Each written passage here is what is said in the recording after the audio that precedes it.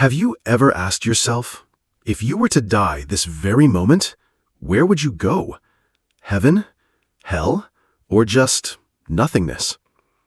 I used to believe the answer depended on God, on doctrine, on whether I did the right or wrong things, whether I prayed enough, repentant enough, believed enough. But I was wrong. I died. Not in some dramatic way. No screaming, no bloody accident. I died in silence. I am Madeline Harper, 51 years old, a professor of religious philosophy at a university in the southern United States, a devout believer, a mother who once lost a child, and a soul who once thought she understood everything about sin, judgment, and salvation. But when I slipped into a deep coma after a sudden respiratory failure, I left this world, and what I saw? It was nothing like what I'd ever been taught in church. I didn't see God sitting on a throne. I didn't see angels with white wings. And I didn't see hell like in Dante's paintings. No fire, no demons. What I saw was worse. I saw myself. And that was the most terrifying part. But wait, we'll come back to that. Let me first tell you how my death began. It was a Saturday, a gray, heavy day, as if the universe itself was holding its breath. I went to the hospital with a few mild symptoms, shortness of breath, and a low-grade fever. Diagnosis? RDS, acute respiratory distress syndrome. I nodded at the doctor, held my daughter's hand, and joked, "Mom's just going to take a little nap. I'll be fine by morning." I didn't know that would be the last thing I'd say while fully conscious. When they intubated me, I was still semi-conscious, and then I fell. Not a physical fall. It was a slipping of the soul, as if I had stepped off the edge into the space between two worlds. No light, no sound, only the absence of everything I had ever clung to: my name, my body, my mind. I used to teach my students about faith, that faith is the foundation of reality, that you will go where your faith leads you. Back then, I thought I was wise, until I found myself falling straight into the very hell I had once believed was real. Not because anyone punished me. No one stood pointing a finger in judgment. It was simply that the faith I had sown all my life had now grown into my reality. I found myself in a dark, thick void, directionless. There was no sense of time, only the echo of everything I had once believed to be my failures. The sound of me yelling at my little boy the last night before he left this world forever. The dry, hollow prayers I'd recited in church were not out of love, but out of fear of damnation. The disappointed eyes of my parents, my students, and I stared back at me in the mirror. No demons were tormenting me. I was my judge. You will live forever in whatever you believe to be true. I don't remember who said that, but in that place, I realized it wasn't just philosophy anymore. It was destiny. I thought I was simply in a coma, but I was wandering through a spiritual plane, one held captive by the very doctrines I had never questioned. Have you ever believed in a harsh, punishing God? Have you ever believed you deserved to suffer? Have you ever believed that some mistakes can never be forgiven? Be careful, because when you leave this body, you may find yourself in the exact place where those beliefs are waiting for you. I wanted to scream. I wanted to escape, but I didn't even know who was holding me captive. It wasn't until much later that I realized I wasn't locked in. I was the one holding the door shut from the inside. I used to think I would be led to heaven because I believed in God. But when I died, I realized no one led me anywhere. It was my own beliefs that led me into my hell. And that was only the beginning. In the next part, you'll see how the unhealed parts of my past built the prison that trapped my soul. I was born into a devout family, a generation that dressed neatly every Sunday, nodded politely when the priest spoke, and never asked the wrong questions. My parents were the picture of faith. Their beliefs were grounded in the Bible. Every answer to life was found in a verse, a memorized passage, a page of scripture. I grew up following the rules, doing everything I was told. But what did I receive in return? Fear. Fear of making mistakes, fear of not having enough faith, fear of hell. I feared that I would never be good enough. I became a professor of religious philosophy, passing down beliefs I had never dared to examine for myself. I spoke about holiness, about judgment, about the moral path. I thought I was urging people to wake up, but in truth, I was only repeating what I had been taught. I wasn't living, I was reciting. Then, my son died. A car accident. He was only 17. I tried to steady my voice and convince myself, a good soul is welcomed home by God. But deep inside, a question kept gnawing at me. If God loved him, why did he take him? I still went to church, still gave lectures, still flipped through the Bible in front of my students with practiced ease. But when someone looked me straight in the eyes and asked, "What does it mean to believe in God?"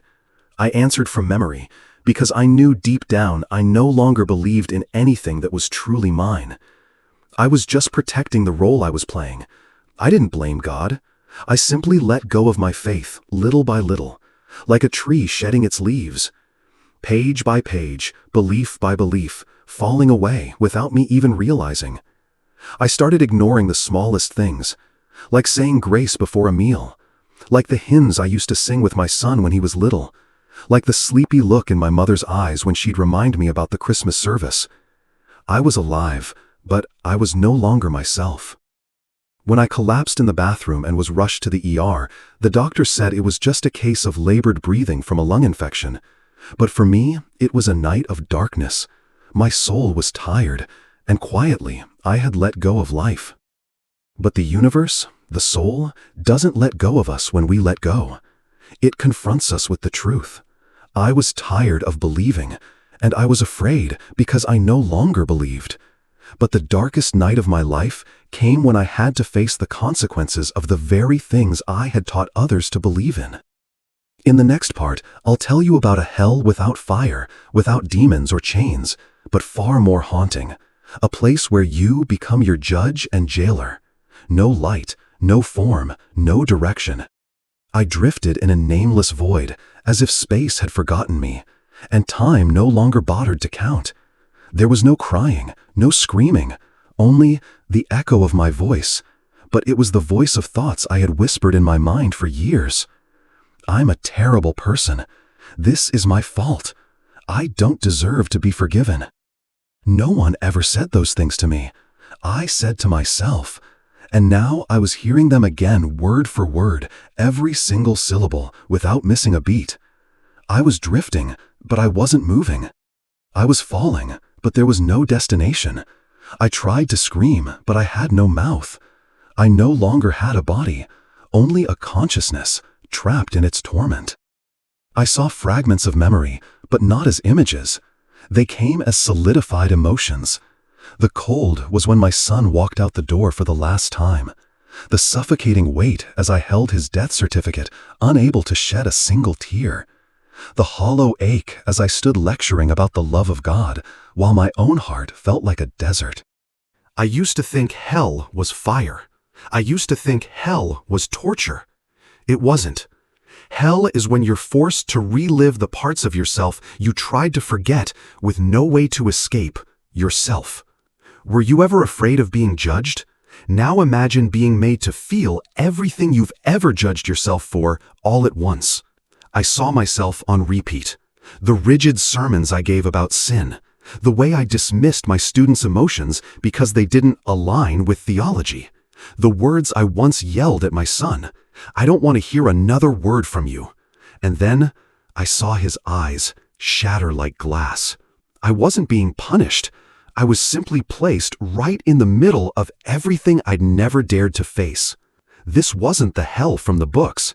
This was the reflection room, where the soul meets itself when there's nothing left to hide behind. How long was I there? I have no idea. A minute? A year? A lifetime? Each moment felt frozen in time, then melted into tears, and I could no longer cry. I began to understand. I didn't need to be saved. I needed to let myself be forgiven. But how do you let go when you don't even know where forgiveness begins? Then I heard a sound. Not loud, not booming, not angelic. Just a quiet sound, like a breeze brushing against my mind. A song. My son's voice. The song he used to sing before bedtime. You are my sunshine, my only sunshine. I used to tell him not to sing so loudly. It might bother the neighbors. But now, that same voice, it was the first light breaking through the darkness of my soul. I wasn't hearing it with my ears anymore. I felt the music in every cell of my soul. One note, one beat, one memory. And then, light began to seep out from within me. Not from angels, not from God, but from a single moment of love I had once pushed away, now returning like the very first spark of fire. I wasn't forgiven from the outside. I began to unlock the chains I had wrapped around my own heart. I'm a terrible person. I don't deserve love. I'm not good enough. Each of those thoughts began to dissolve as I remembered the moment my son hugged me from behind and said, "Mom, you're the best person I've ever known." How could a soul be condemned when it still carried even a single seed of love? I began to sing, not with my mouth, but with the vibrational will of my soul. And with every note of love I sang, the darkness within me receded, just a little more. I was no longer imprisoned. I had stopped imprisoning myself. No one led me out. I walked myself out of hell, not with knowledge, but with the smallest memory of love I had ever known. In the next part, I'll share what happened when my soul was lifted and I was shown truths no book had ever taught about faith, manifestation, and life after death. After what felt like an eternity in the darkness, I felt something I had long forgotten. I was breathing, not with my lungs, but with my soul. And each time I breathed, light poured into me from within, not from outside. I used to believe I needed to be saved, but it turns out I only needed permission to remember who I truly was. I saw a light in the distance, but it wasn't like the glow of stained glass windows or the angelic skies in paintings. It wasn't blinding, it wasn't commanding, it wasn't majestic. It was warm, gentle, and patient. That light was conscious. It didn't speak, but I knew it was calling me by my real name, my soul's name, not Madeline. I moved closer, not with steps, but through a resonance, a vibrational harmony. And with every kind thought, every loving memory, the light drew nearer. And then, from within that light, someone stepped forward. Not a person, not a deity, but a form made of pure light, like someone you've never met, yet somehow have remembered your whole life. No gender, no age, no voice. And yet my soul knew. That being was me on a higher level of consciousness. It was me before I ever forgot I was made of light. It was me before I ever knew fear, before I was ever wounded. This didn't preach. They shared through a feeling that flowed directly into my soul. And I understood not through words, but through soul-level intuition. Love doesn't come to save you. Love comes to awaken you from the dream that you were ever imprisoned. This guided me through a space I later came to call the Library of Belief. It was a strange place. No books, no paper. Each belief appeared as either a crystal of light or a dense cloud of gray smoke. I saw one of my old beliefs. God will punish the guilty.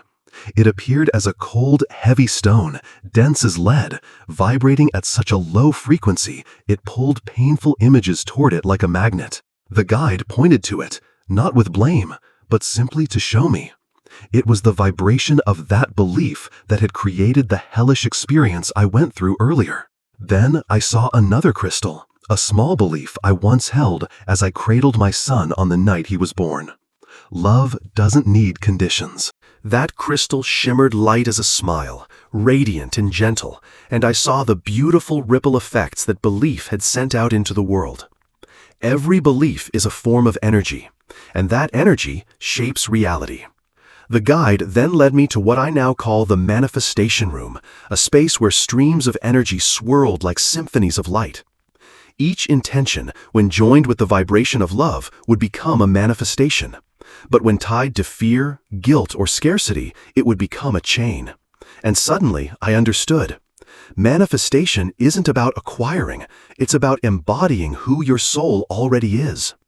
I looked back over my life. I had once manifested a career as a professor. I had gained recognition, a high salary. I had earned respect.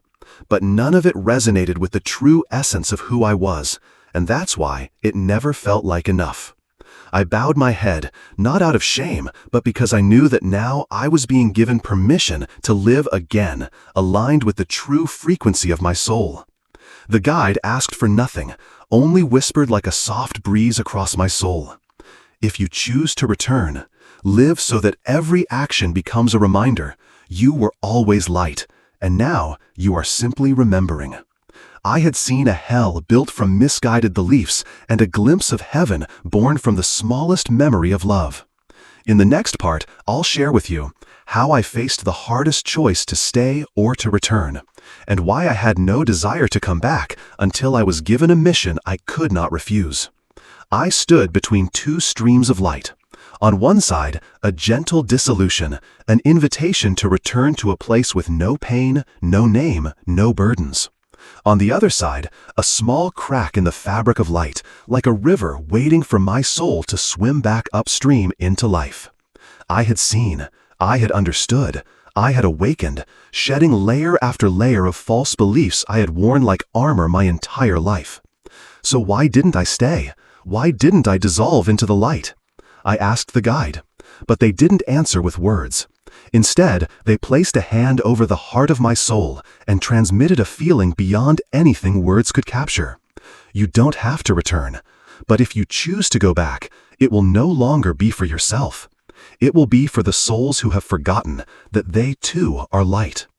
I saw my son, not with my eyes, but through a living stream of memory. He didn't blame me. He wasn't sad. He simply looked at me the way a child looks at the mother he loves more than anything in the world. Mom, you can do this. I always knew you could. And for the first time, I wept not with my body, but with my soul. Not from regret, but from the overwhelming realization that love had never abandoned me, even when I had long abandoned myself. I'm not afraid of dying. I'm only afraid of living on without carrying the light I have just found again. I bowed my head. I placed my hand over the energetic heart of my soul, and I spoke not out loud, but from within. If I return, let me live truthfully, kindly, fully present.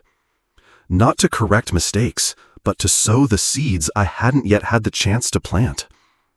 At that moment, the light around me began to move like a swirling wind, not forceful, not demanding, just opening into a gentle vortex, pulling me back toward what we call a body.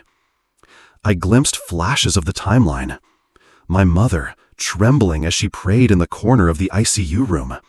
My daughter, leaning close to my ear, whispering, "Mom, can you hear me?" The doctors murmured, the heart's still not responding. I knew, once I crossed that boundary, I would forget part of the light again. I would be surrounded once more by physical emotions, exhaustion, and doubt. But I wasn't returning to be perfect.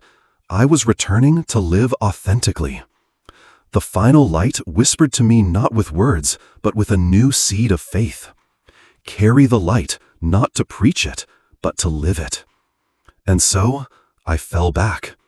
Not gently, not softly, but as if I were pulled through a million layers of matter, back into blood, into heartbeats, into ragged breathing, into the urgent beeping of machines.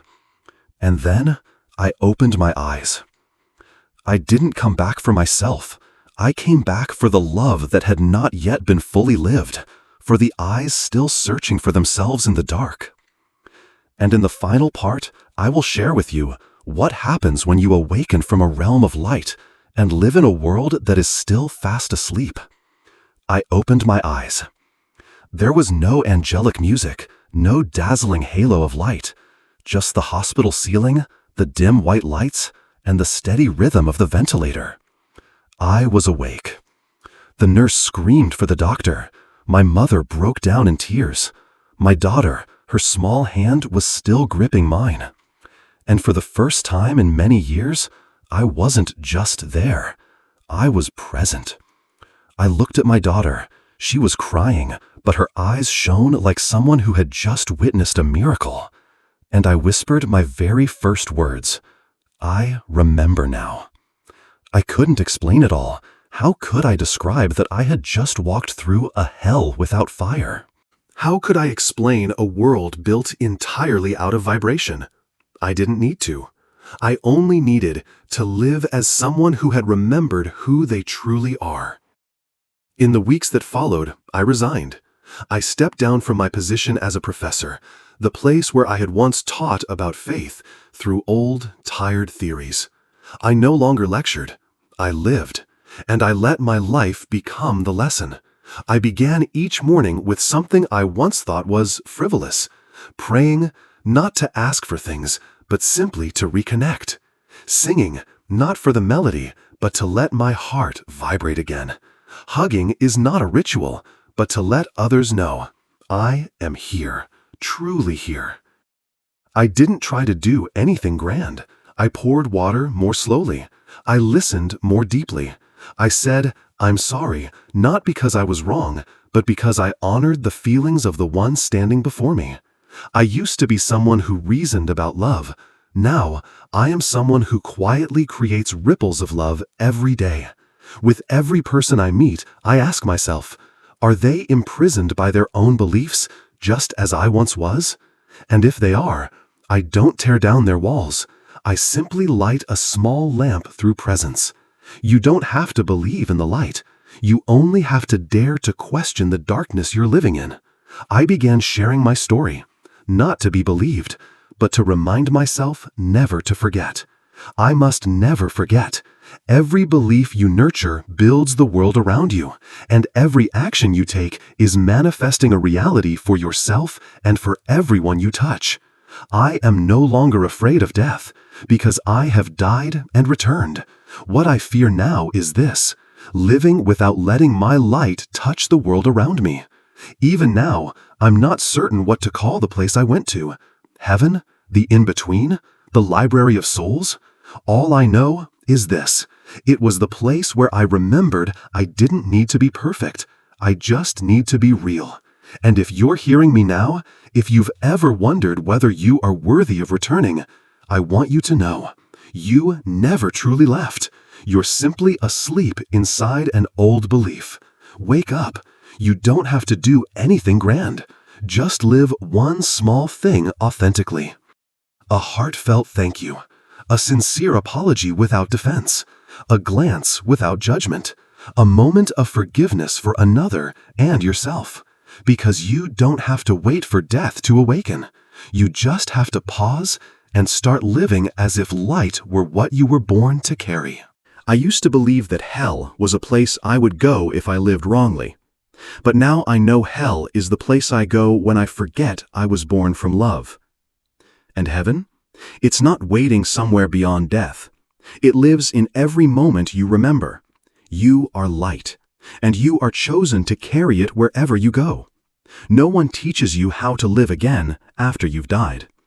There's no manual, no soul resurrection support group.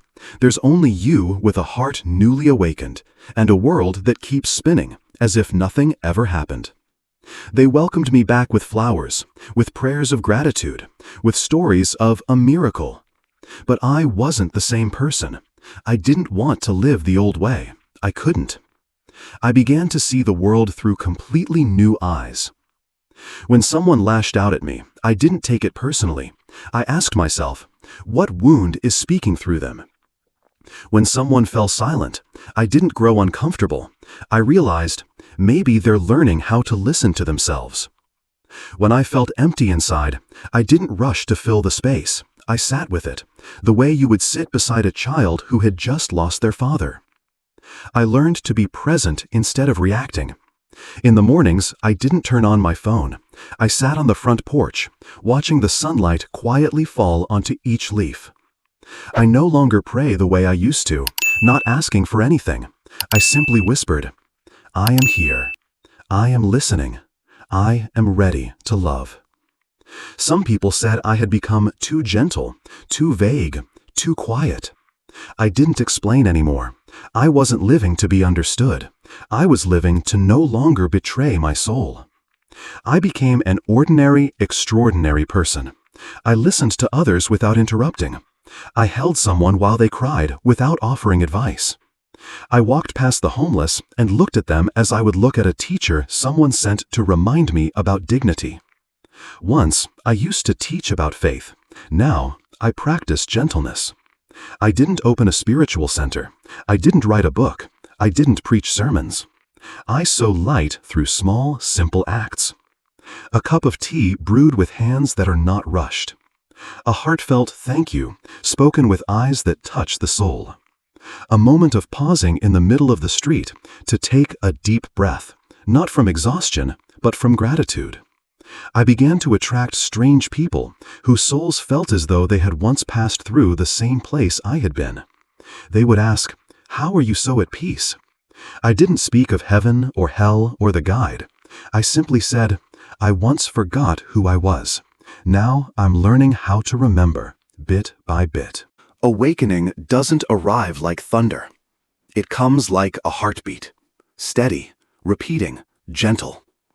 I don't live to tell the story of how I once died. I live to become someone truly alive before I die again. I no longer count my years. I count the days I live without turning my back on the light within me. And if you ask me, "Madeline, do you have any wishes?" I would smile and say, "I wish that you don't have to die once to begin living as if you've just returned from the light.